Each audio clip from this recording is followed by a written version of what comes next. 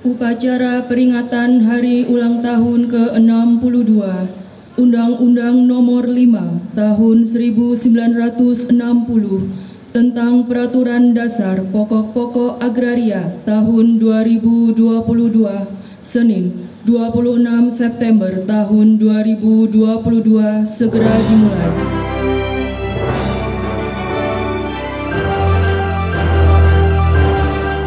Pada peringatan agraria dan tata ruang tahun 2022 ini, kita mengusung tema Kementerian Agraria dan Tata Ruang, Badan Pertanahan Nasional cepat, berkualitas, dan tangguh, akan mewujudkan percepatan transformasi digital dalam sistem pelayanan publik, pengaduan, perizinan, penanganan masalah, dan database yang akan menyebabkan layanan kepada masyarakat yang transparan, cepat, efektif, dan efisien. Saya mengingatkan kembali tugas yang saya arahkan pada saat Rakernas sejalan dengan tugas yang diberikan oleh Bapak Presiden kepada saya.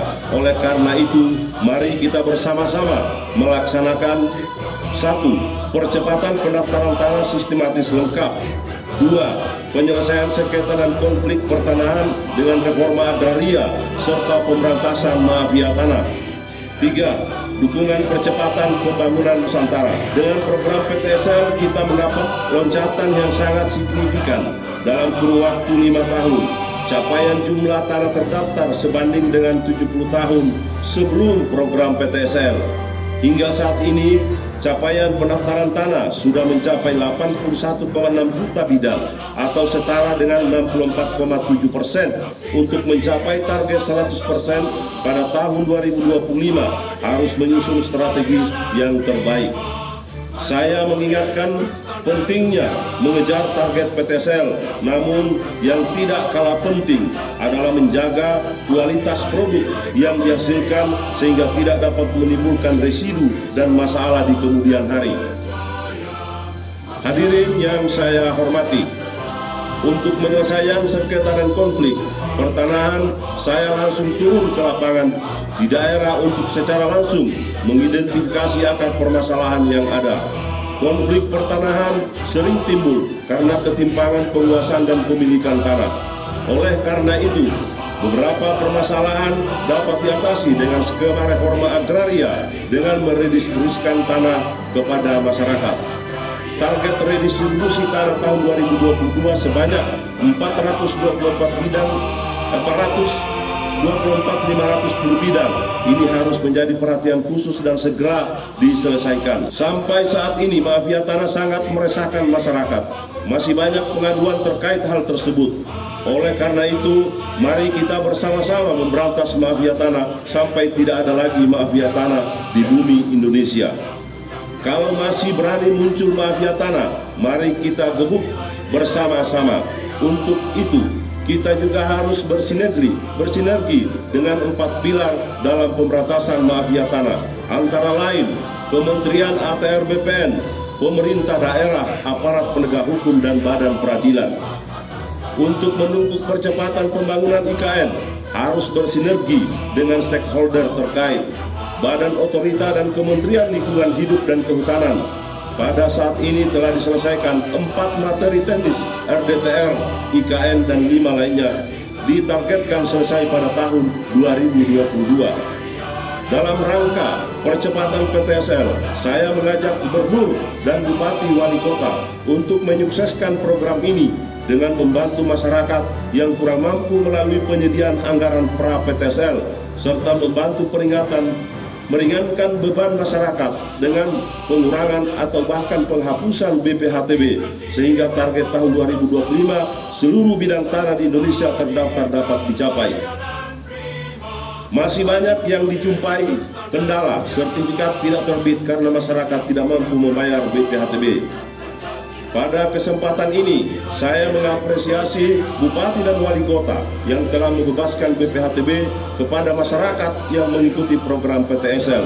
Saya berharap hal ini akan diikuti oleh Bupati dan Wali Kota lainnya, karena hal ini sangat membantu masyarakat yang kurang mampu dan tentunya percepatan pelaksanaan program PTSL. Hadirin yang saya hormati, Bank Tanah sebagai lembaga yang berfungsi menjamin ketersediaan tanah dalam rangka ekonomi berkeadilan untuk kepentingan umum, sosial, pembangunan nasional, pemerataan ekonomi, konsolidasi lahan, reforma agraria, serta mendorong investasi karena dapat cepat menyediakan tanah. Sampai saat ini belum signifikan dalam memperoleh tanahnya. Oleh karena itu saya imbau kepada jajaran Kementerian ATR BPN untuk dapat memanfaatkan tanah yang habis masa berlakunya, tanah-tanah yang tidak dimanfaatkan untuk mendukung eksistensi daripada bank tanah. Saya juga menyampaikan penghargaan dan ucapan terima kasih tak terhingga kepada para gubernur, wali kota, camat, kepala desa, dan lurah yang selama ini telah bekerja keras bersama-sama jajaran Kementerian ATR BPN dalam menyukseskan program strategi Kementerian ATR BPN.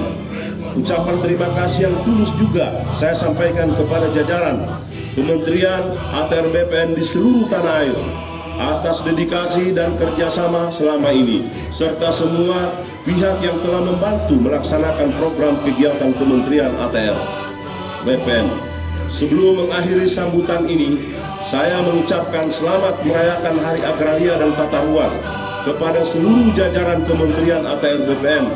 Semoga dengan momentum peringatan Hari Agraria dan Tata Ruang Nasional kali ini, kita mewujudkan pelayanan yang terbaik bagi kepentingan bangsa dan negara tercinta, serta apa yang kita lakukan dapat memberikan manfaat dan nilai tambah untuk banyak orang. Wabillahi taufiq wal hidayah. Wassalamualaikum warahmatullahi wabarakatuh.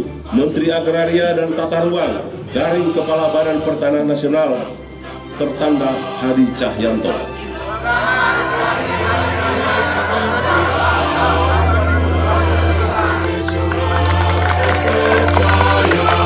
Masyarakat makmur sejahtera,